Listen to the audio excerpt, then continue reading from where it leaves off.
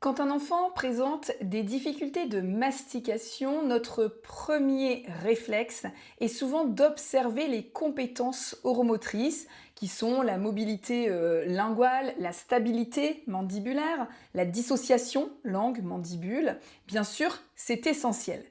Mais parfois, on rencontre des enfants avec des compétences oromotrices analytiques plutôt correctes, et pourtant, dans le quotidien, les repas sont longs, la mastication ne semble pas toujours fonctionnelle, ou en tout cas pas toujours efficace. Et inversement, certains enfants compensent énormément sur le plan fonctionnel malgré des difficultés oromotrices immatures, enfin des difficultés oromotrices. Alors aujourd'hui, ce que je vous propose, c'est de clarifier un petit peu ces deux approches. L'approche analytique et l'approche fonctionnelle dans les compétences oromotrices et la mastication chez l'enfant. Alors l'idée, c'est pas d'opposer les deux, évidemment, hein, les deux approches sont hyper importantes et intéressantes, mais de comprendre plutôt comment elles peuvent s'articuler entre elles pour bien évaluer et surtout bien accompagner l'enfant pour qui la mastication est un peu difficile. Alors on sait que la mastication, c'est une compétence qui est complexe et qui implique donc des compétences motrices, bien sûr, mais aussi des compétences sensorielles, posturales, attentionnelles également. Et puis tout ça, c'est évidemment dans un contexte global d'expérience alimentaire proposée à l'enfant.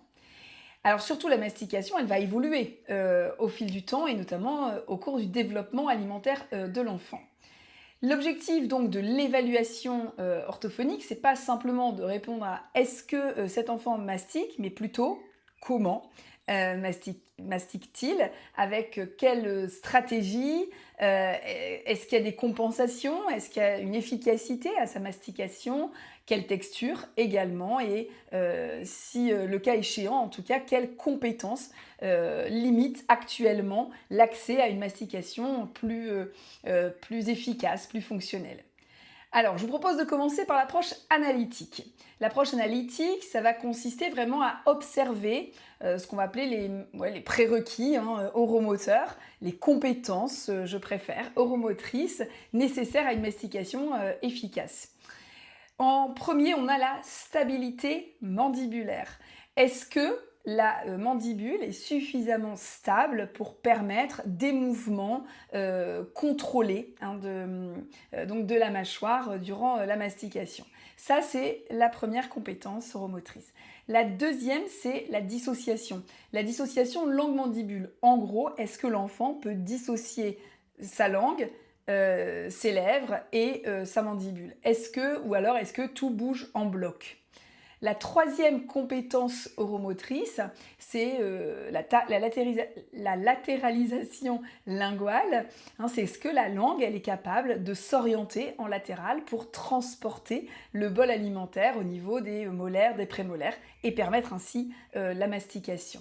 Parce qu'on sait bien que mastiquer, c'est pas juste ouvrir, fermer la bouche, mais il y a évidemment nécessité de déplacer les aliments dans la bouche et la langue, elle aide à ça. Quatrième compétence qu'on va pouvoir regarder, c'est la gradation, la vigueur des mouvements masticatoires. Le rythme et la vigueur des mouvements de mâchonnement. Et est-ce que l'enfant est capable d'adapter sa force masticatoire à l'aliment qu'on lui présente? Parce qu'on sait qu'on ne mastique pas de la même manière un biscuit d'un fruit très mûr, par exemple. Cinquième compétence à aller explorer, c'est la sensibilité orale. C'est-à-dire, est-ce que l'enfant tolère les variations de texture, la température, voilà, tout ça. Est-ce que pour lui, c'est facile? Parce que des fois, la difficulté, on pense qu'elle est motrice et puis finalement, elle est plutôt d'ordre sensoriel. Donc ça, c'est l'approche un peu analytique, mais attention, donc cette approche, elle est importante, mais elle n'est pas suffisante à l'exploration et à l'évaluation de la mastication. Parce que dans la vraie vie, là, même si on a des outils pour aller évaluer donc la stabilité mandibulaire, la dissociation langue-mandibule, etc., eh bien, dans la bouche, dans la vraie vie, les aliments bougent, les aliments s'effritent, les aliments cassent, fondent, etc. Et donc, ça implique évidemment d'autres compétences. Et c'est là qu'intervient l'approche plutôt fonctionnelle. Donc l'approche fonctionnelle, on va plutôt aller observer. Observer l'enfant sur un temps de repas ou un essai alimentaire, ce qu'il est capable de faire avec de vrais aliments, hein, dans une situation, on va dire, écologique. Donc, on va regarder la fonction, on va regarder le pattern de mastication.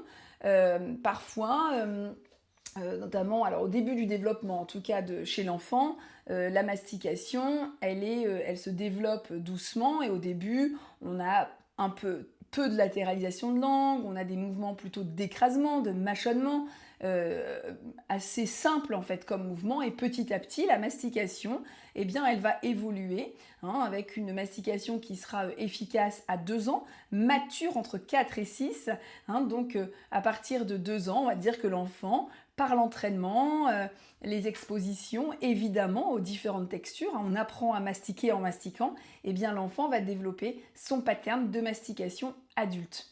Donc, on retient les chiffres clés, hein, c'est 2 ans, mastication efficace, mature entre 4 et 6, avec évidemment de l'entraînement, de la proposition des expériences sensorielles et oromotrices et une évolution des textures. Voilà, donc vraiment bien garder en tête que l'enfant peut tout à fait réussir, on va dire, des exercices un peu analytiques, et pour autant, eh bien, quand il doit gérer une certaine variabilité, un traitement sensoriel différent, eh bien, ça va être plus compliqué pour lui. Hein, donc voilà, quand on va aller vraiment analyser au niveau analytique les choses, qu'est-ce qu'on va analyser ? En fait, on va analyser le type de mouvement masticatoire, on va regarder le nombre de cycles masticatoires, la fatigabilité en fonction de la texture, s'il y a une étanchéité labiale ou pas, les mouvements de la langue, l'évitement de certaines textures, etc. Donc vraiment, c'est toutes ces choses-là qu'on ne peut pas observer de manière analytique, mais qu'on ira faire. En fait, on fera un lien entre l'analytique et le fonctionnel.